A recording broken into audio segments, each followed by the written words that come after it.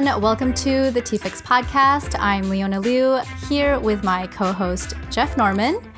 And on today's episode, we are joined by a special guest calling in from Seattle, Washington, James Iijima-Schergen. He has written various topics ranging from Taiwanese oolongs to his own experiments on puerh tea storage. And you may have seen him on YouTube with his co-host sharing hundreds of tea tastings, and you may have visited his website, TeaDB, which is now one of the go-to sources for online tea literature.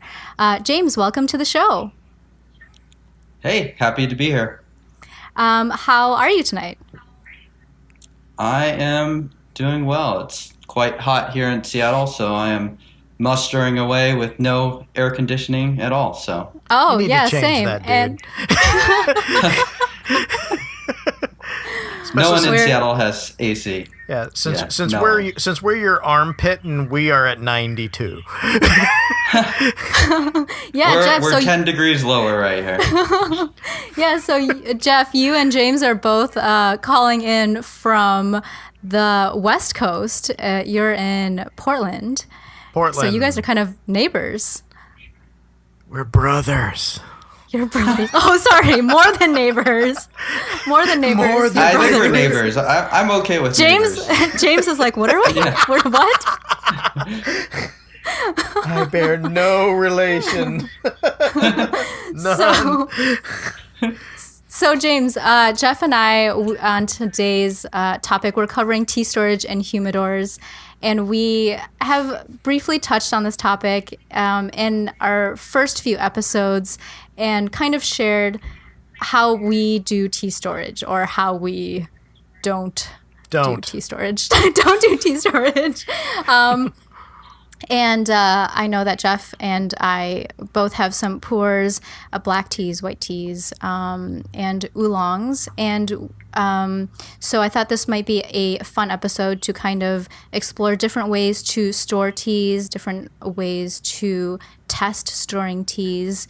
And so let's just dive right in. I guess we can start with kind of the overall topic of the general consensus of how to store tea, which for me has been you store it away from light, you seal it, and you keep it away from strong smells. Geoff, is there a specific way that you've been storing teas, or what's kind of your go-to for just general tea storage?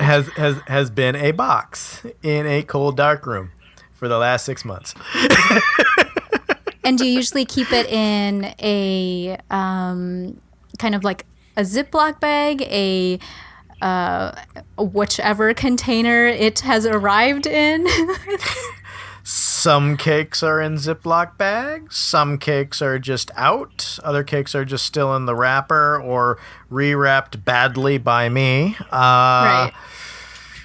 Some are in the sample bags that were provided for them, and other than that, I haven't paid much attention to exactly what they're doing or how they're changing. Sometimes I'll break one out to see if it's still good.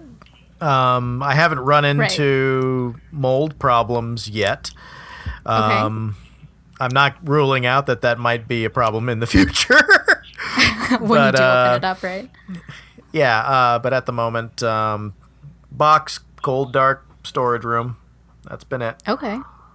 And James, how about you?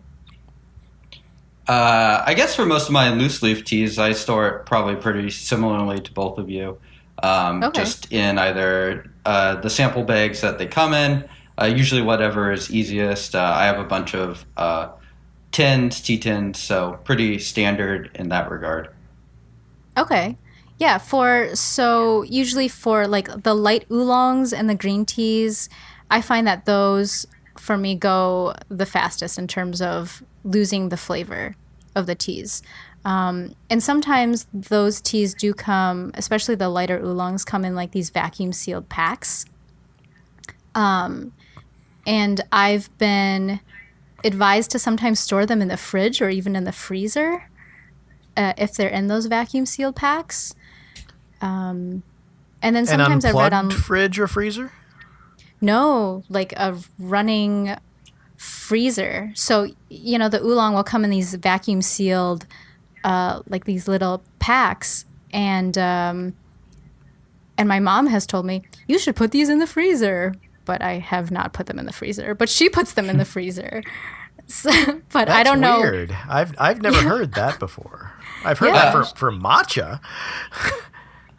Oh. Yeah, Okay. I mean, I've heard of it for a lot of Japanese green teas. It doesn't surprise me that you would store it that way for some of the greener Taiwanese oolongs, just Okay. because it probably does keep a bit better, especially if you're trying to preserve the freshness. So I don't know. I mean, I don't drink a lot of that sort of tea, so it's not something that I'm Right. currently practicing. But definitely, I've heard of that for Japanese green teas. Okay. Yeah. Like Same. Japanese.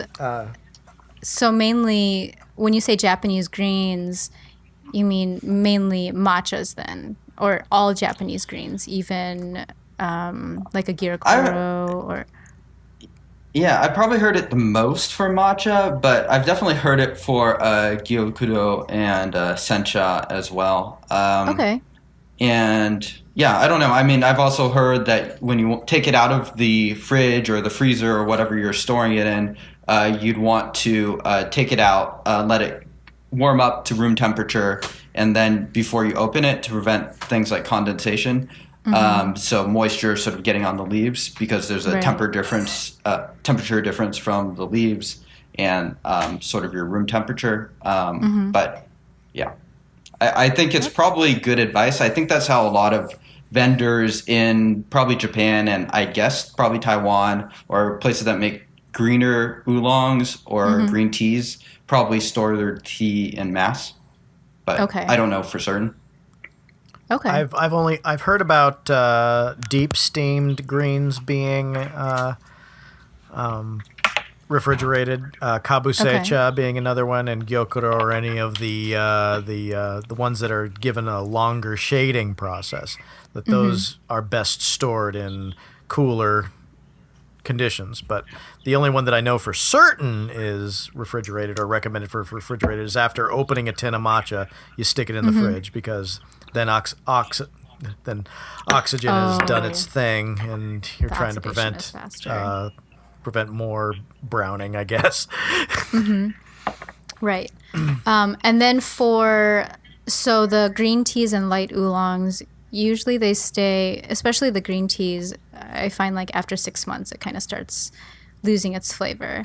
And I remember, Geoff, in an earlier episode, you had left a Taiping Hokui for how many years was it? 4.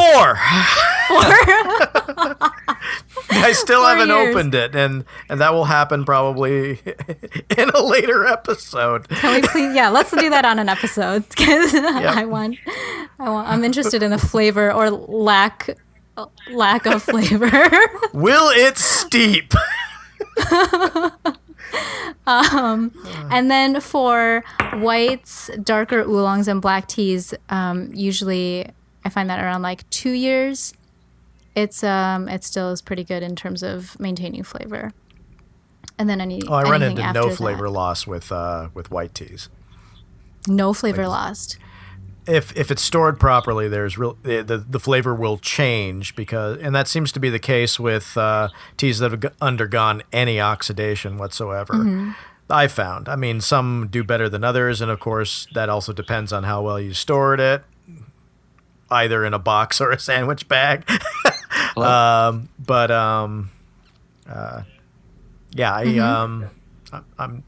I'm not I'm not too unconfident on the idea that white tea can't do well. I mean, I have yet to run into, well, maybe some Baihao Yin Gens didn't do so hot. But other than that, it's not a problem. Yep. Yep. And I don't know if I've had white tea for 2 years or like past 2 years to test whether or not the flavor has changed. So that, I guess that would be an interesting test, you'd have to like kind of keep a little log to see if the flavor has changed. I've done a test. You have like an official test, I've done it. or a. Well, nothing is ever official here.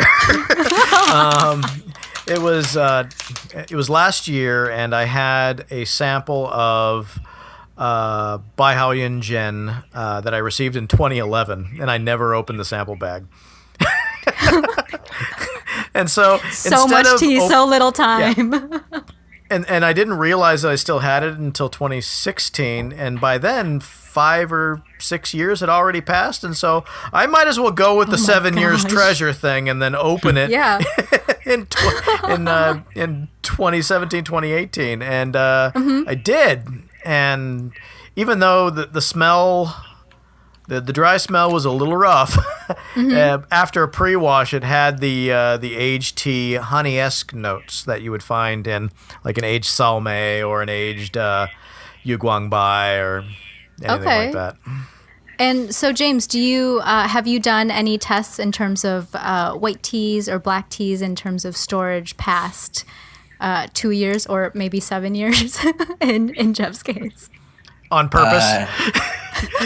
Yes. Definitely not 7 years. I'd have to think. I might have some white tea that I've accidentally aged like Geoff, but I don't. It's not something I've bought a lot of, so I'm not sure. I probably have some random samples of both of those that are just lying around, and I probably could do an official test if I really wanted to tomorrow, but I don't know. Right. That would be interesting. I would want you to subject Denny to something like that, just to see the reaction on his face. Yeah. Or to watch his hair curl even more. Don't tell him what it is until he. Don't tell him what it is. Yeah. Nah, dude, trust me, you're gonna like it. That'd be so great. And James, you had originally, we're so excited to have you on the show. You had originally reached out to Geoff about kind of being a guest on the show, and I was wondering kind of the backstory between how you two first met, and kind of the whole. So Geoff and I had actually met on Instagram, so I'm a little curious to know how you and Geoff kind of bumped into each other. Yeah, James, if you want Geoff to. can correct.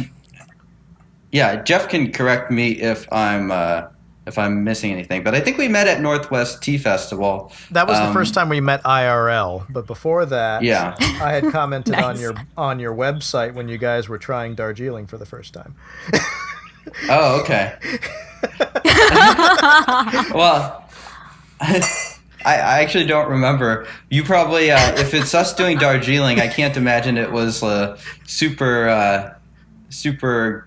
I mean, we don't usually drink Darjeeling, so that would definitely be beyond sort of a normal brew for us. So I'm sure you had some critical words for us. I did not have any critical words because if the situation were reversed and I had to try a cake, identify the factory, identify the lot, identify the invoice, and then give the correct impression that I'm supposed to have based upon its age, I would have failed all categories.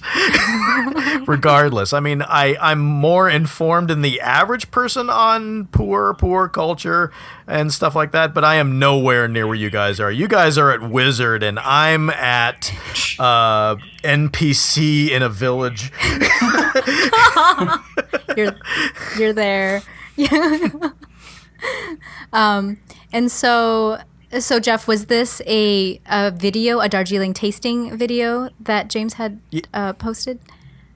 Yes, they got some samples from my good old buddy Rajiv, and they were like, "Yeah, let's dig into it, see what it does." That's awesome. James actually had great notes, and Denny was kind of like, "I don't know what to do with this here. I have no idea what's going on right now." And so Denny is actually James. That's your co-host on TeaDB on your YouTube site. Yep, exactly. And you guys do tastings. So what? James, at that time, what made you want to kind of dive into Darjeelings? Well, Jeff's buddy Rajiv apparently decided he wanted to send us some samples. So, and we always, as Geoff can probably attest, we tend to drink a lot of the teas that we really like. So Pu-erhs, especially. So. Yep. Especially during that time when we were transitioning to drinking more pu'ers, we got a lot of complaints asking for more diversity, more oolongs and stuff like that. Oh. So having Darjeeling on the show was kind of a way to mix it up a little bit, do something a little bit different on the show. Okay. Yeah. Cool. I actually found it fascinating that you guys were now reaching into some of the border teas like Thai Sheng Cha. Yeah. Well, that's kind of just because I was recently over there in Chiang Mai, so I happened to meet a Russian guy that sourced stuff. Just through Instagram, actually. So, I know the guy. Yeah, he's that's awesome. Guy.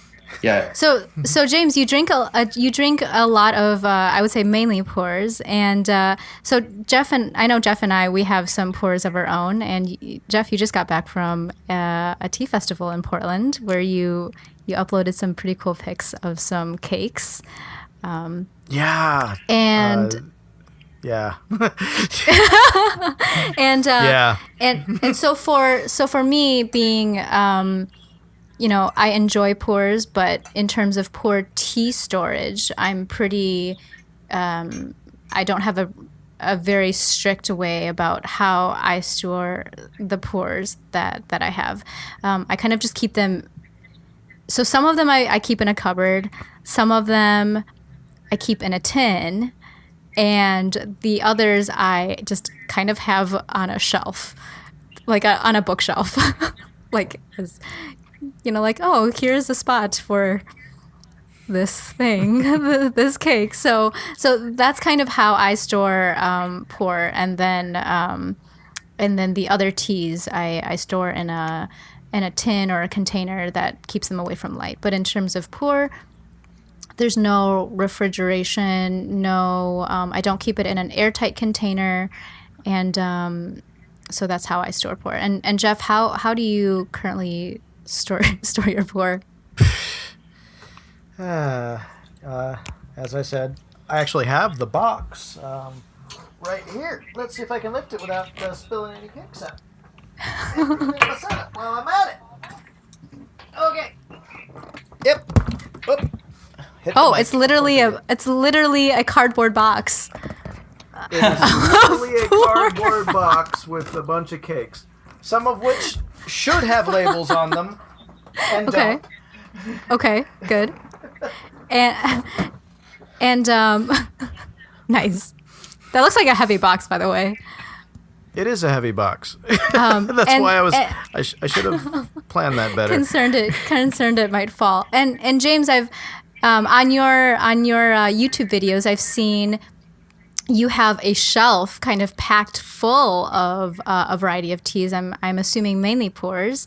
Is there a specific way that you prefer to store your pu'ers, or have been storing your pu'ers? The way that I have been storing sort of the pu'ers that I'm trying to age, I guess you would say, has been in unplugged refrigerators, some plastic bins, as well as a wine cooler, and it's just kind of stuffed full. It's a really high amount of pu'er for like the amount of space there is. Okay. And sometimes I'll add, there's a thing called Boveda packs that are used by a lot of cigar folks who, are trying to do something very similar. So it's specifically designed for that. And it will, there's packs that are set to something like 68 real humidity or 72 relative humidity. And so the idea is that they will either add moisture to the container, or they'll absorb moisture if it's too humid. So it'll try to sort of center the humidity within that container. Okay. And you can find these just by Googling the term? Or just by Googling it online? Yeah. Pretty common. You can find them on Amazon. You could find the manufacturer website. I think it's a relatively common thing. for at least cigar enthusiasts to do. Okay. Is that the like the Humidor setup type of thing? Yeah, that's a common way. Other people will use different things. One of my good friends that lives near here uses broken terracotta pieces. So he'll basically soak those pieces in water, and so they'll absorb a lot of the water. And he'll then put those pieces into, I guess, his humidor or his wine cooler in this case. And it'll just add some humidity to the cakes. That's cool. That is a really great idea. That's a really good. Yeah, that kind of does the same thing like a silica packet does in something that's been in transit. Yeah, a little bit. So he would have to soak it every so often. So a humidor is, for those who don't know, James, could you kind of describe what a humidor is? Yeah, well, I guess there's a lot of. I don't know if there's an official definition, but in my right, eyes, it's kind of like a least, loosely used term. Yeah, it's kind of just like a device that people are using to store pu'erh, and it's usually some sort of self-contained device. I don't know if a cardboard box would quite qualify, but a plastic bin. I mean, a cardboard box is a very, very common way to store tea. So it's not like Geoff isn't doing anything crazy. But I mean, that's very, very common. James said I'm not a complete noob. I can die happy now. It's fine.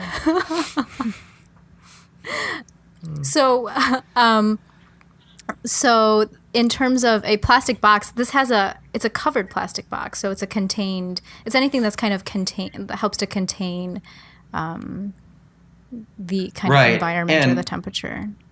Right. And the idea basically is that pu'erh has traditionally been stored, especially in Hong Kong, but mainly in sort of pockets in southern China, places like Taiwan, southeastern China, Malaysia. So those places, the climate is just extremely different from the sorts of climates that we're dealing with in the West, where, I mean, you'll have exceptions such as Florida, but for the most part, it's a lot colder here, and the humidity of like living spaces tends to be a lot drier than sort of how pu'erh is stored in Hong Kong. Mm-hmm. So the idea is to sort of move it a little bit closer by upping the humidity with things like terracotta pieces, boveda packs, salt packs, things like that. Oh, okay. Now, do you consider the Pacific Northwest, James, to be more amenable to dry storage, or do you consider the humidity to affect that? And anybody that's not properly storing it away, like airtightly, or they're just doing it in a room and just covering the cakes in a towel, which is another way I've heard, are they risking a wet storage effect at the end of how long they want to age it? Well, I mean, for those of you that don't know, the Pacific Northwest, where both Geoff and I live, is known to be a rainy place. There's a lot of rain. There's a lot of humidity, but it's very different from somewhere like Hong Kong or Taiwan, where it's hot, very much, much, much warmer than it is here, and it's also humid. And so usually, and places where I've lived at least, the humidity inside where I'm living is not actually that very high at all. It'll be around 50 or 40 or 30 because we'll have heat on during the winter, and that will usually dry out your apartment a little bit, which is fine if you want to live there. But it's not necessarily great if you're just leaving your pu'erh on a shelf or something like that. So it's much drier. The actual conditions end up being much more dryly. So I think you're not necessarily risking wet stored tea, but you're risking the tea drying out, which I think is by far the most common sort of problem with trying to age pu'erh in the West. Does that kind of lead to post-oxidation, where any sort of like enzymatic changes that are supposed to happen in like a raw cake, if it dries out, then no more changes are going to occur over the years? Yeah. It's hard to say exactly what will happen. I think it depends on sort of the extent of it. One of my tea friends, he has a blog as well, and he's been doing some really interesting experiments with pu'erh. He's basically been taking pu'erh cakes that are shipped to him from Taiwan, from Hong Kong, from Malaysia. He's actually recently got some cakes that were sent to him from Virginia that had been stored in Virginia for 12 years. And basically all he's done is he's put it in like a Mylar bag and he's measured the temperature and or he's controlled for the temperature and measured the humidity. And so the humidity, he's sort of looking at the humidity that, and I don't want to speak for him because I know he's very specific about the verbiage. So he's basically looking at the humidity that's sort of generated by the tea cake. And so he's found that teas that, are drier will brew up very differently and they'll be a lot less pleasant. So for instance, the tea that was stored from Virginia, the humidity that he measured was a lot lower than something that came from, or at least it was significantly lower than something that came from Taiwan. And so it brews up a lot more. It can be a lot rougher, a little bit more astringent, a little bit more bitter. Usually, if it's stored like that for a longer amount of time, the humidity will make the tea a little bit more smooth. Okay. So, yeah. I think there's I don't know if that answers the question. Yeah. No, that kind of answered what I had in mind because, and that brings up another interesting point, which is the point about the difference in taste between a wet stored or a pu'erh cake that was stored in a humid climate as opposed to one that's stored in a drier climate. Like same product, different storage, and then the notes that you'll realize between the two. I have yet to experience something like this, but finally, like about 2 years ago, someone explained to me what kind of notes I would find in something that's been wet stored, which is the herbaceous, fungal, mossy sort of profile, as opposed to the deeper. Well, not exactly deeper. Both are kind of deep, like philosopher deep, but the nuances are a lot different on a dry stored cake as opposed to a wet stored, but I haven't tried some from the same material that have been stored in two different locations. Have you? Yeah, I think there's a common... Oh, go ahead, James. Yes, I have. I've at least tried... Yeah, I have. And I think you're pretty much right on about your descriptions of wetter stored tea. Earthier, woodier, sometimes they'll be a little bit thicker, smoother. In my opinion, easier to drink. You can obviously overdo it. Yeah. But the drier stored teas will be drier. They tend to be a little bit more astringent, bitter. Depends what we're talking about. If we're talking about something that's been stored for 5 years or 20, but it'll maintain a lot more of the... teas? It depends what we're talking about. I think there's certainly merits to both of them. But I tend to be, I think, more forgiving towards wetter stored teas than your average drinker is. Okay. But yeah. Yeah. Didn't mean to derail there with the question. I've always been fascinated by that entire thing. No, I think that's a great thing to bring up. And I think, when we first talked about pu'erh storage, and just jokingly, Geoff and I, we were chatting about how humid it is in Chicago, and how I'm just kind of like having my teas kind of placed wherever it is convenient to place them. There was a common misconception on my end, at least, about humidity and storage, and because usually when you think about humidity, you think mold immediately. Humidity will lead to mold, etc. But there's actually, like you brought up, like different types of humidity. There's the hot type of humidity, which is kind of inherent to the pu'erh and how it was originally made and the environment that it came from. And then there's like this cold humidity, which actually, that is the type that leads to mold. And so there's been a few cakes that have been sitting at my apartment anyway for a few years, and I have not opened them yet. And so I'm a little worried about whether or not there's mold on them, but hopefully it's okay. James, have you ever run into an instance where you've had any mold on any of your cakes at all? I have never had mold. At least I hope I don't have mold. Obviously, I checked all my cakes yesterday. Right. But I have not had an instance of mold that I'm aware of. I've been storing it this way for about 4.5 years now. So no instance of mold. I think, and I'll just add real quickly that I think it's probably very unlikely that your teas will have mold if you're from the way you describe your storage. I think the airflow, I think if anything, it's probably in more risk of being too dry. Right. Yep. But yeah. You just made her day because she was worried about the humidity. Like for 2 episodes, she's been worried about the humidity of her cakes. Yeah.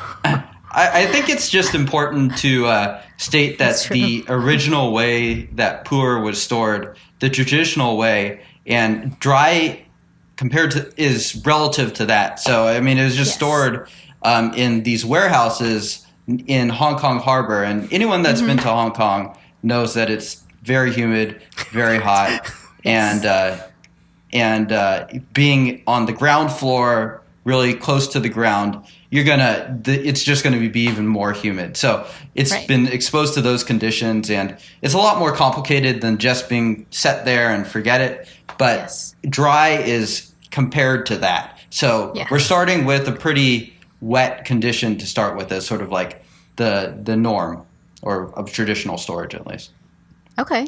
Yeah, that does make me feel a lot better about storing teas, but I guess I need to up the humidity here, since Chicago's not humid enough compared to Yunnan or Hong Kong. Yeah, and you've kind of blown my mind, James. I did not know that some aspect of wet storage actually benefits the cakes as opposed to being completely dry stored.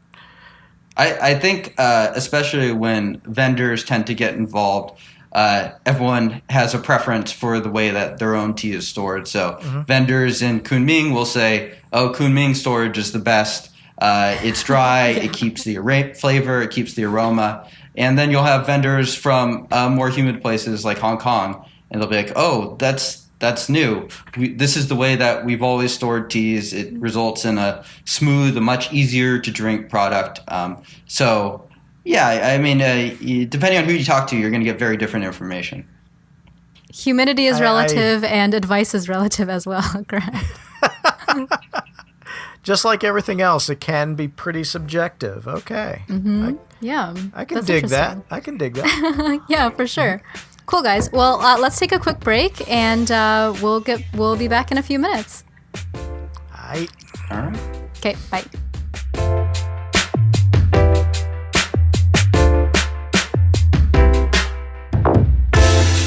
Hi there, I'm David. And I'm Kate. And we're the hosts of another Zelda podcast. There are so many good podcasts out there, and some of them in particular concern the Legend of Zelda. That's right, Kate, and we are another one of them.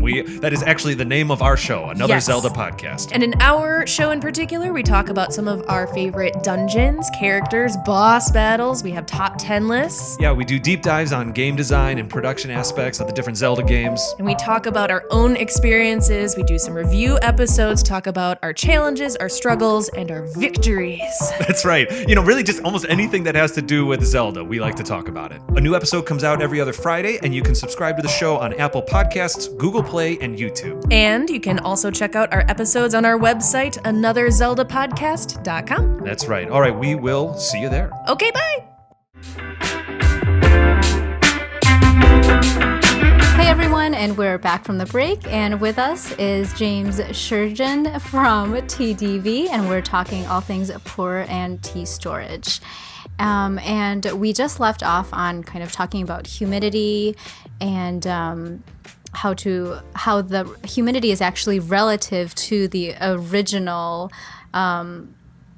the origin of the tea, which is in an extremely hot and humid environment in comparison to most places in the West. So any concerns in terms of being in Chicago and feeling like it is extremely hot and humid here in the summer is not actually that humid compared to Kunming or Yunnan or Hong Kong. So James, I don't know if you have any ideas behind or what your thoughts are behind sealing a tea versus not sealing a tea when it is being stored. Hey, Leona, we did forget something, by the way. Oh, what did we forget? To find out what we're all drinking. Oh, right. Thought I was going to get punked again. No, you have. I was like, oh no, what else? What else did I forget? I was like, what else did I forget? So Geoff, what are you drinking tonight? I'm drinking a ripe mini tocha from Danong Tea. That sounds adorable and delicious. It's adorable. Look at these little things. Just look at those little things. Don't you just want to kiss it? You just want to kiss it, don't you? And is that something that you found from the tea festival that you just attended? No, I got that about a year ago from Jeffrey Okay. McIntosh. Okay, cool. And I am drinking a Dankong Milanxiang. So yeah, that's what I'm drinking, and I'm sharing that with So it's really nice and floral, and it's kind of getting to.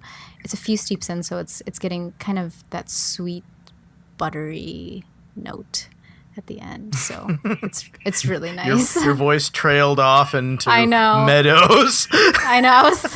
I went off into a different space for a second. So before we were talking about teas and puerh storage, and so James, you were kind of talking about when you do tea storage, you try to pack a lot of cakes together in either a unplugged fridge or a plastic bin. You had said, and you try to keep the relative humidity fairly high. As to kind of preserve the flavor. What are kind of your thoughts behind sealing the tea when it is in storage versus kind of just leaving it in its original packaging? Right. I think there's a lot of different thoughts, and it's kind of like humidors, where there's a pretty big range of setups that people are doing, all of which could be called a humidor. And I think you could make a similar sort of pattern towards the sealing storage too. So there's a lot of people that are sealing in different ways. Some people are sealing their tea in mylar packs with bovedas in them, and that seems to me that it'd be very similar to a puerh or to a humidor, perhaps with some sort of differences, some subtlety and nuances to them. So I don't know. I mean, I think the main thing with puerh storage, especially in the West, is that there's just not a lot of examples yet. I mean, puerh was the earliest blogs for puerh were 13, 14 years ago, and there's not a ton of examples out there of U.S. stored tea. So no matter which way you choose to do it, you're going to have to deal with. It's hard to say how it's going to turn out. And I kind of feel the same way about sealing.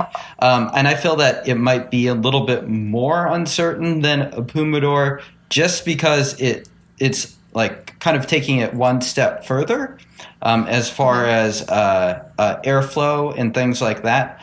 So I don't know how they're going to turn out. I think it's really interesting to see people storing it that way. I haven't tried a lot of examples of tea that has been sealed stored, but I'd imagine that it could possibly taste very different if it's seal stored in Singapore, which I've heard of some people doing, versus seal stored in some place like Toronto or New York or Seattle. So yeah. There is the guy in San Francisco that has his own puerh cave that the city he lives in considers illegal. yeah. You're talking about David Lee Hoffman. Lee. Of course I Phoenix am. Tea. Who else do you know has their own puerh cave? Yeah.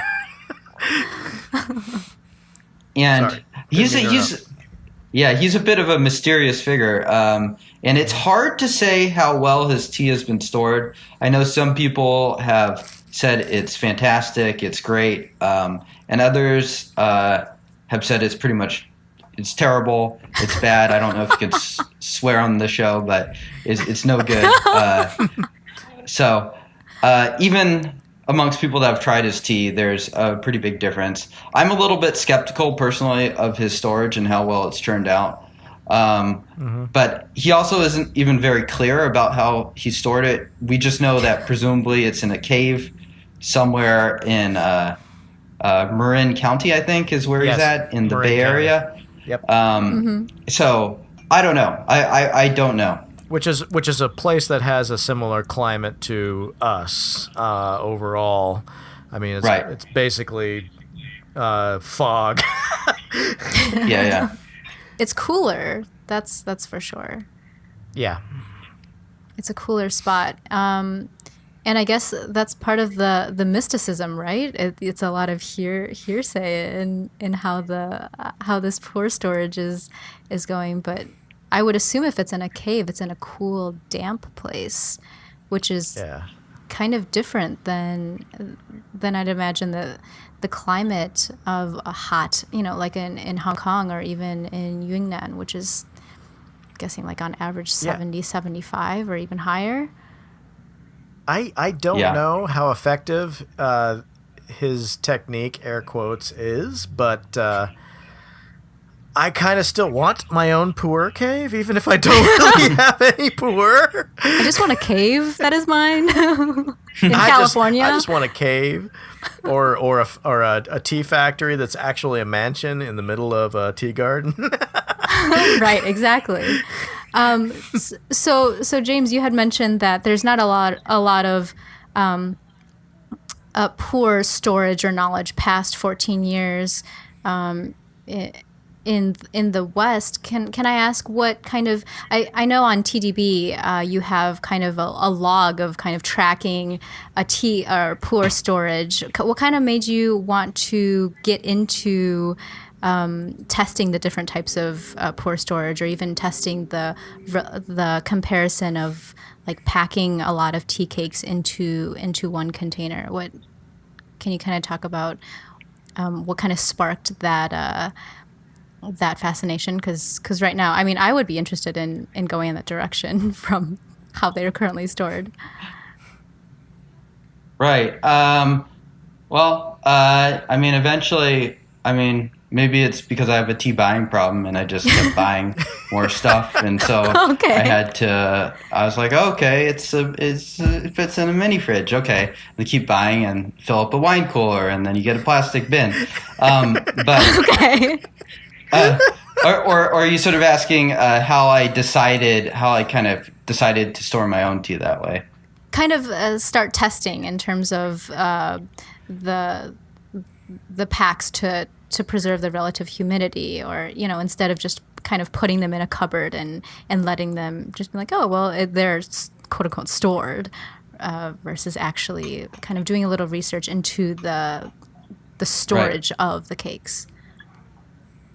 Right. Well, I did a lot of research when I was sort of making that decision, and read a lot, and I sort of came to the conclusion that the biggest risk for my teas in Seattle, if I stored them just on my shelf, as I had been doing, was that they would slowly dry out and they'd be stored too dryly.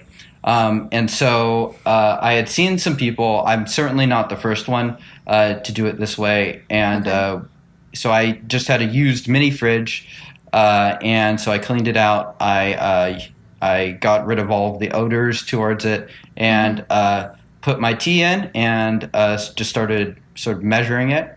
And I sort of had an idea that the parameters I wanted to have originally were around 70 degrees Fahrenheit and 70 relative humidity, and just sort of aimed for that to start with.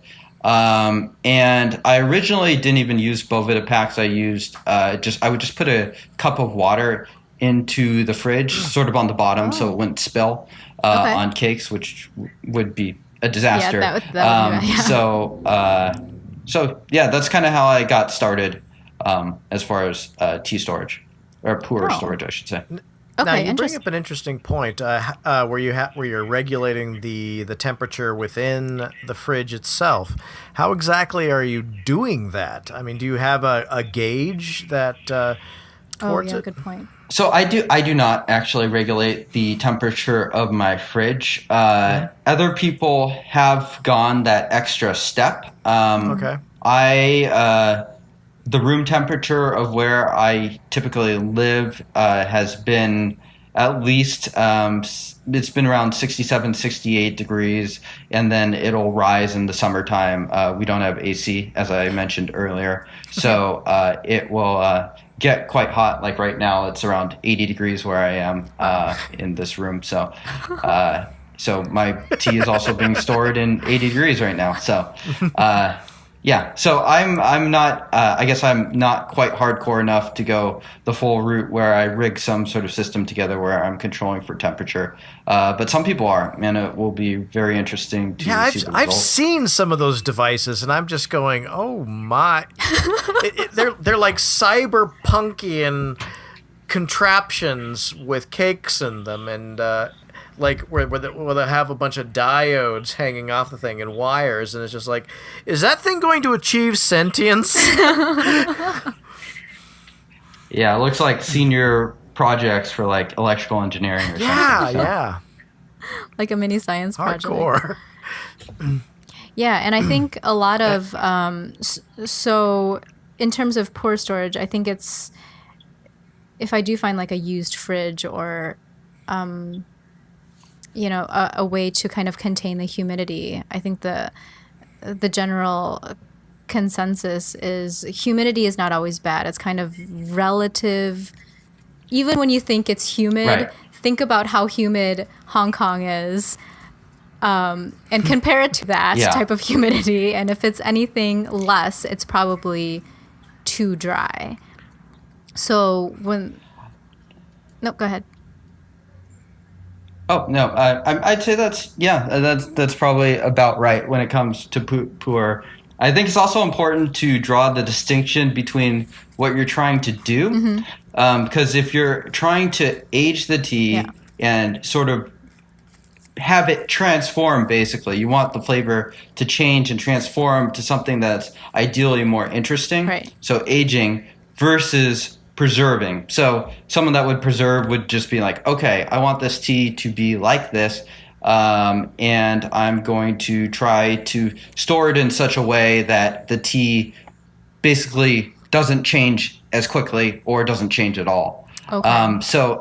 So for most people that are just storing a few cakes, there's crazy people like myself that have far too much and need to come up with ways to age it. But for most people, I would say, including most tea drinkers, unless they really want to get into the experiment, then I think things like Ziplocs, pretty standard storage to just sort of preserve the cakes, I think is totally fine. It's when you want to take it to that level where you're actually actively trying to age it, which is also something that takes a very, very long time to really see the cake transform.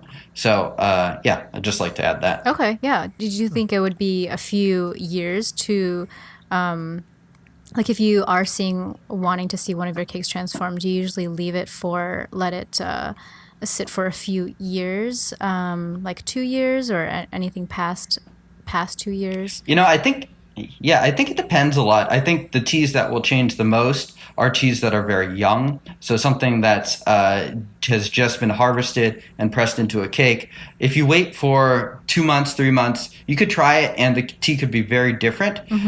Whereas something that's like 10 years old, let's say, you try it 2 months, 3 months later, or even 2 years later, maybe it's just a little bit different. And teas itself can have natural variance, which makes it all very confusing. Right. But I think for me, I've been storing it this way for 4.5 years.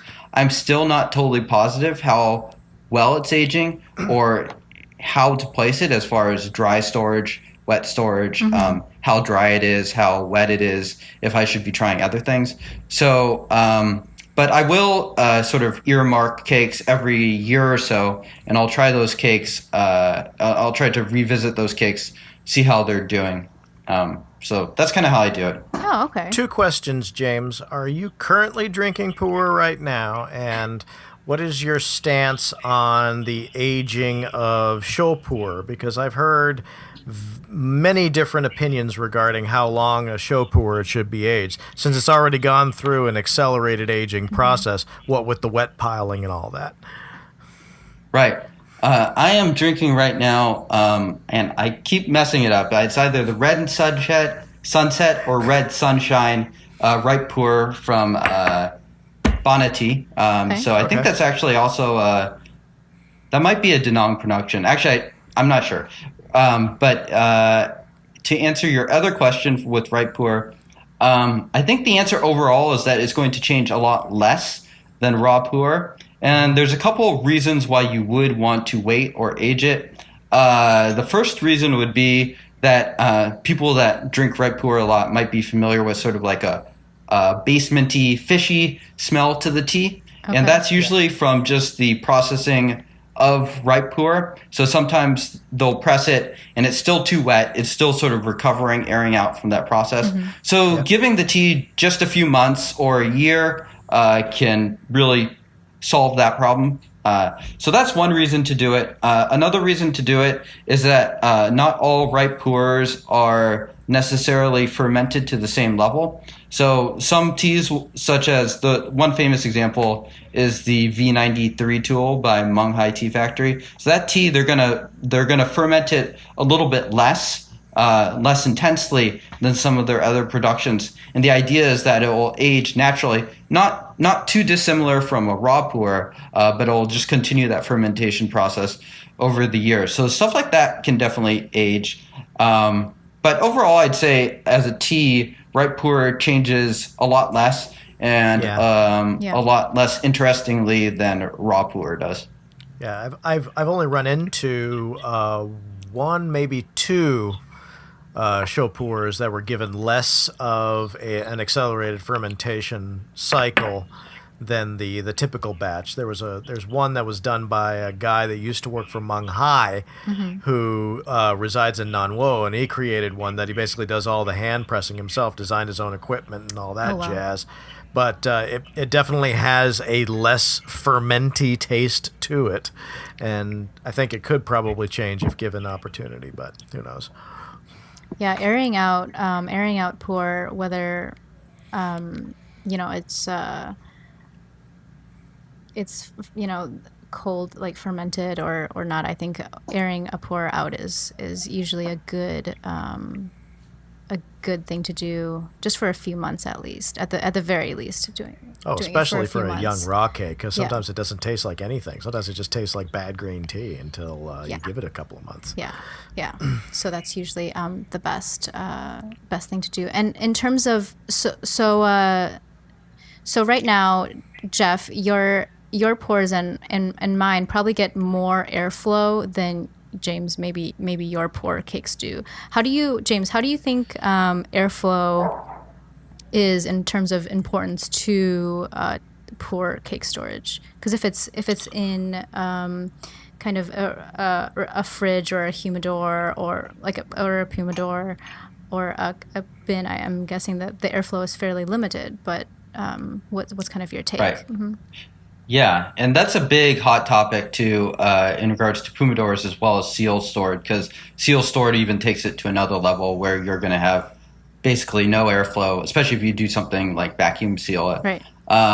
And I don't have a great answer. I think it's one of those things that you're going to get very polarizing answers. I tend to think, as you probably deduced from the way I store the tea, that it's not that important. Yeah. You don't need to have a fan or anything like that pointed at your pu'erh. I don't think you need that. But I do understand the want to have teas sort of evenly aged and sort of like evenly disperse that air, so you wouldn't have like a especially humid corner in the humidor just because it's so packed. Right. So something I do think about, I don't know how important it is. I think usually when you try to introduce airflow, you're going to lose a little bit of humidity in there. If you're like opening. So one way that I can introduce airflow is by just opening up the fridge door for some amount of time. And that will allow the tea to just sort of recirculate air, get some fresher air. Okay. I don't know how necessary or important it is, but it's one of those sort of unanswerable questions, in my opinion, where you're going to get... It's the whatever floats your slow boat. Yeah. Literally, yeah. Yeah, I guess the tricky thing with puerh storage is you need kind of years to invest years and years into checking and testing and retesting to really get a full consensus. And yeah. One thing I sometimes say is that 4 or 5 years, that's a really long time to be into tea as a hobby or into puerh. But no, it really is. It's a very long time. Geoff, you're probably one of the exceptions. You're a real veteran at this point. You've been at it for, I don't even know how long. How long have you been at it? Oh, gosh.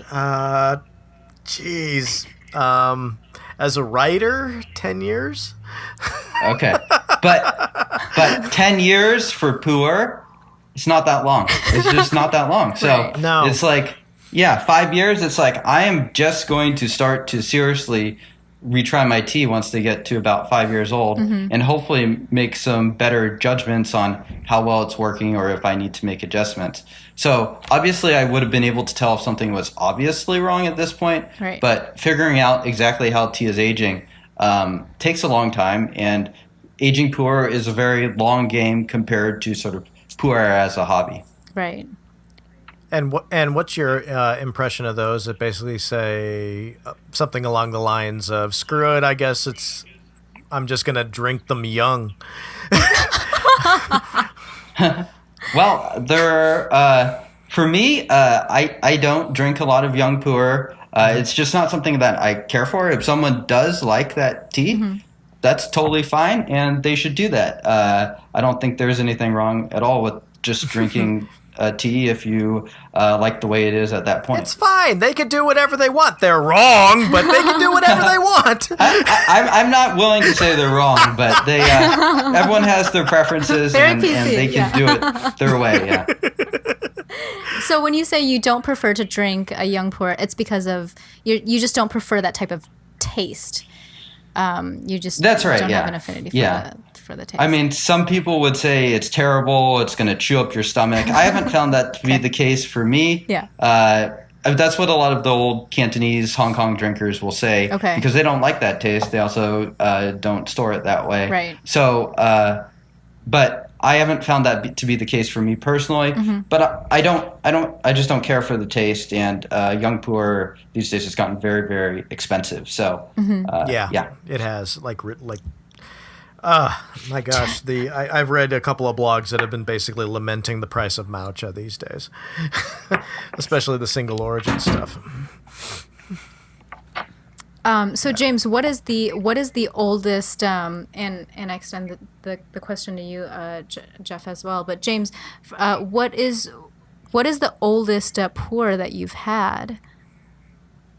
Puerh. I've had some older oolong and green tea, actually. But I've had puerh from, I think, 1960s, I think, is probably the oldest. Wow. From a source that I would actually reasonably trust. Okay. So it's like you could put 1937 on anything or whatever. Right.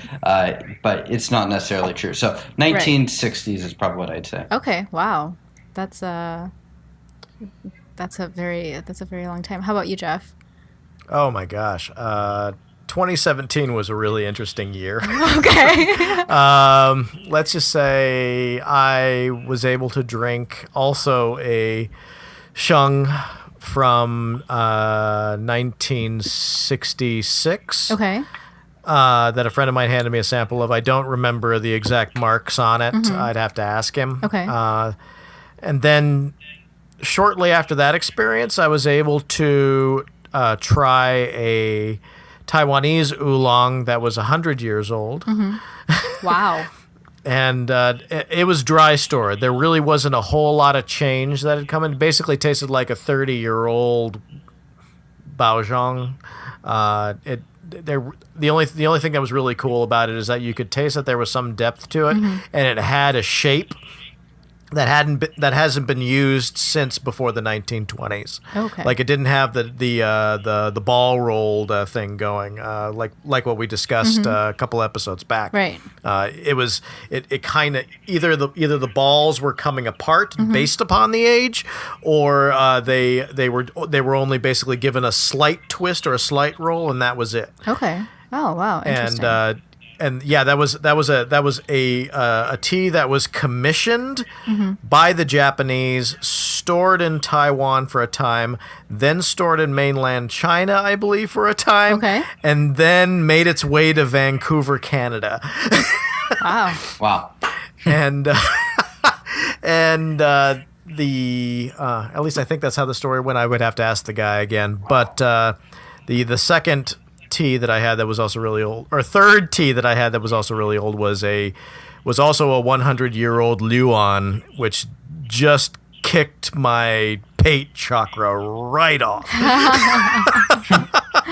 Wow, that's amazing. I think the oldest that I've had was I had a few pieces handed to me by an uncle, and he said, oh, these are like maybe 20, 30 years old and just have some. I'm like, oh, okay. And this was before I had really been into puerhs. This was maybe 8 years ago. So maybe like 35 years now, but it's a pretty great puerh. I just took a quick look at my notes, and I was kind of, when you were talking about how tea storage has to kind of, it's a long game. So James, you had mentioned it's kind of it's not a you can try it in a few months. It's like investing years, and not just a few years, like many years, like 10 plus years into if you really want to test the different strategies or different ways to store puerh. There was actually a post on the blog called Death by Tea, where he had different done a few different. He knows Death by Tea. Yeah. That's Swin's blog. Yeah, so he actually had like a different. She had a test where there were some teas that were stored in plastic, some in a humidor, and some with no storage, and kind of those three, continuously testing those over time. James, is it for you when you do your storage? Is it just the one way, or do you kind of have different ways that you're kind of testing and seeing like how the puerh is going to stand kind of the test of time? I guess one thing I do is I do have tins, and they're just sort of cheap Daiso tins, if everyone's familiar with that. It's a Japanese dollar store. So they're really inexpensive tins, and I will break off pieces from my Hong Kong stored cakes. And Hong Kong stored cakes is not a totally dissimilar concept from ripe cakes, where you just want it to air out a little bit, get a little bit of that storage funk out of it. I personally do like that type of tea. So I will break off pieces of the cakes. I'll let it air in those tins for maybe a week or so, and then I'll brew it. And so I've tried it straight from the cake versus in the tin, and I prefer the tin. It's a little bit cleaner. It's a little bit more aired out. There's less of that funky note, especially in the first couple steeps. Okay, interesting. And I think maybe in terms of the cakes that I have, I may do a little test where one is stored like in a tight Ziploc, because I do have some that are similar cakes, and then we can see how those age over time. But I guess at the end of the day, puerh is kind of a experiment by each like puerh owner or puerh cake owner. As you had mentioned, James, there's kind of no consensus in terms of this is exactly how a puerh cake should be stored. There's suggestions or kind of preferred ways, as you had mentioned, by different vendors. And so you're pretty deep in terms of puerh, in terms of the number of cakes you have. Do you find that the way that you store your puerhs is pretty on par with a lot of other pretty big puerh drinkers, or? I'd say everyone sort of has their own setup. So there are definitely people that have pretty similar setups to mine, where it's basically like putting it into some sort of box, whether that's a fridge, a bin, or a wine cooler, and trying to just manipulate that humidity a little bit, usually push it up a little bit. So I'd say it's a relatively common way. Does that answer your question, or am I? Yeah, I was just wondering. Yeah, it does answer my question. I've read online that a lot of storages, if you're in like Hong Kong or Bangkok, the normal storage is kind of just putting it in a cupboard, and I guess that kind of goes back to the relative humidity, where their relative humidity to us, we in the U.S. anyway, we need to really up the humidity, which you have done with placing like a cup of water, I think you had initially said, in the fridge or the Boveda packs. So I think that's something we can definitely try. So this is. And you say doing that at the bottom of the fridge, James? Yeah. I did it at the bottom of the fridge because that way, if it spilled, it wouldn't hit cakes all over the place. Yeah. So. Okay. It would just hit the bottom level to preserve But, in case of any accidents. Yeah, and I know a lot of people still do that sort of method of storage with just a cup. And the reason I stopped is that I'd heard of people getting mold in the cup. And that sounds a little bit scary. So I said, okay, I'll just pay for the Boveda packs. Right. So. Okay. All right. And how often do you need to switch the packs out? Do they, I don't really know too much about the Boveda packs, but. So I think it depends on the sort of ambient humidity. Geoff and I probably live in relatively humid places for the West. So I don't need to switch my packs out very often. Okay. I can have one pack for maybe 40 cakes or so, and that'll keep the humidity high enough. And then maybe I'll need to switch that out after a year or so. Oh, okay. But I know other people will need to load up their whole device with packs in order to get it higher. Okay. So it can become quite costly. So some people, maybe if they live in the desert, like in Las Vegas or Reno or something like that, where it's just really, really dry, it's like 10% relative humidity, something like that. Right. This has been. I've personally learned a lot just talking to you about puerh storage, and I do feel better about, as Geoff had mentioned, about storage in Chicago, and maybe need to even up the storage. And Geoff, how do you feel about your current puerh storage in a box? I still don't know. I have great respect for James. Obviously, right. Just like I was probably a little bit too interested in meeting him the first time I met him. But when it comes to the puerh stuff, that's somebody else's bag, right. And I'm actually that guy that we were talking about that doesn't mind the taste of young sheng, and that doesn't bother my stomach any, and I kind of like the sprightly notes, and I'm a Darjeeling drinker. Astringency doesn't bug me at all. Right. Yeah. And I guess that is the thing with puerh. It's a little different for everyone. Yeah. And in terms of storage, everyone stores it a little differently. So awesome. Well, James, this was a great learning lesson. Just for me in terms of puerh storage. And thanks for sharing your knowledge and experience on puerh storage. So how long do you think you're going to be storing your puerhs for? Are you just going to keep testing them for a few years and then testing them and trying them out every few years and just seeing how long they can last? I'm sorry, he cut out for a second there, so I didn't catch that whole thing. So James, in terms of puerh storage, do you think you're going to be testing them and pushing them for as long as possible, or do you think you're going to let them go for a set amount of time and then you're kind of gonna enjoy the entire Right. cake?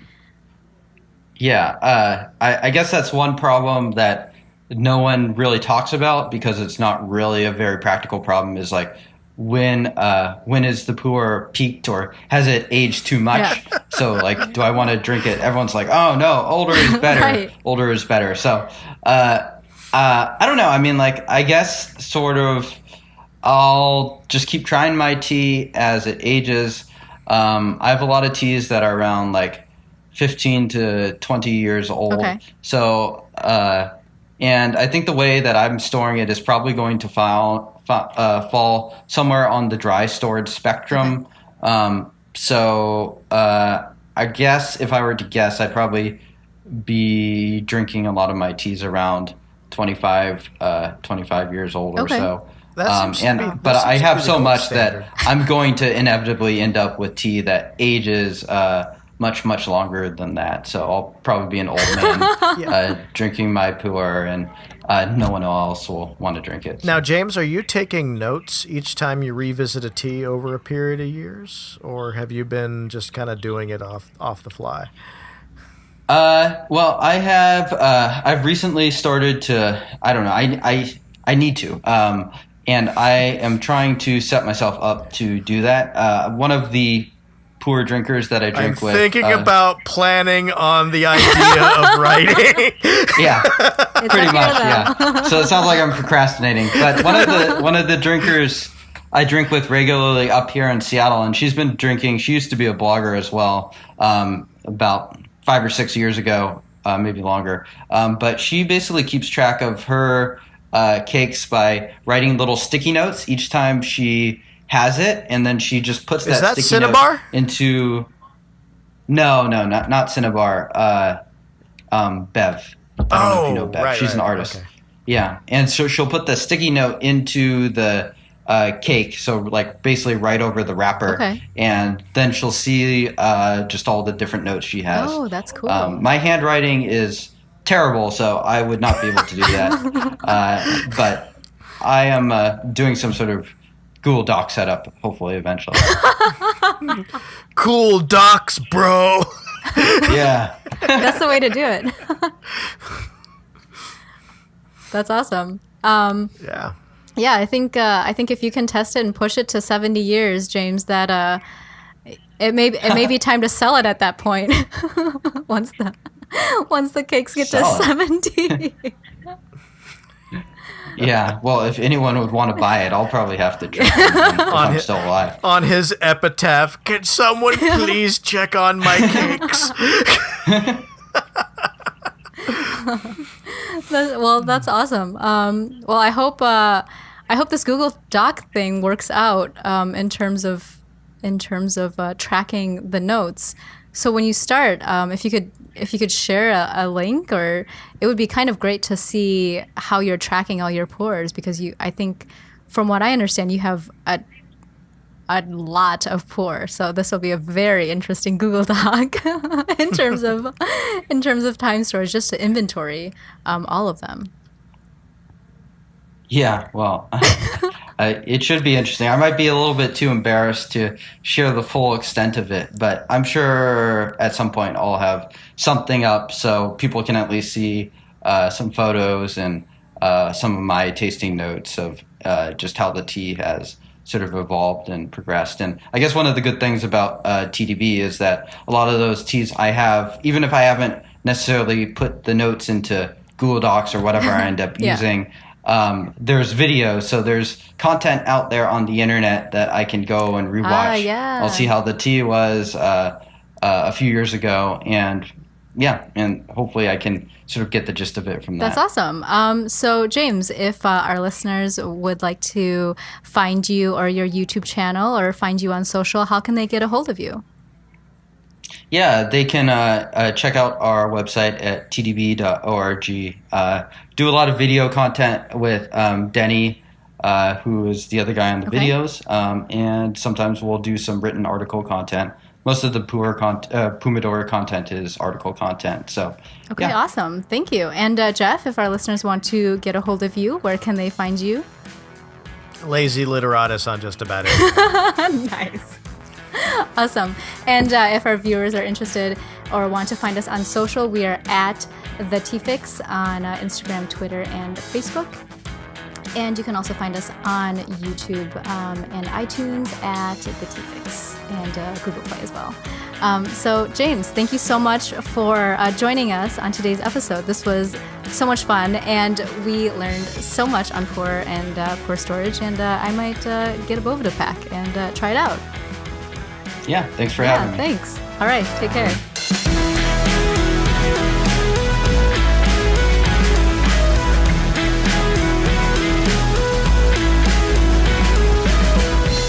If you enjoyed listening to this episode, please subscribe and rate the show on iTunes, YouTube, and Google Play.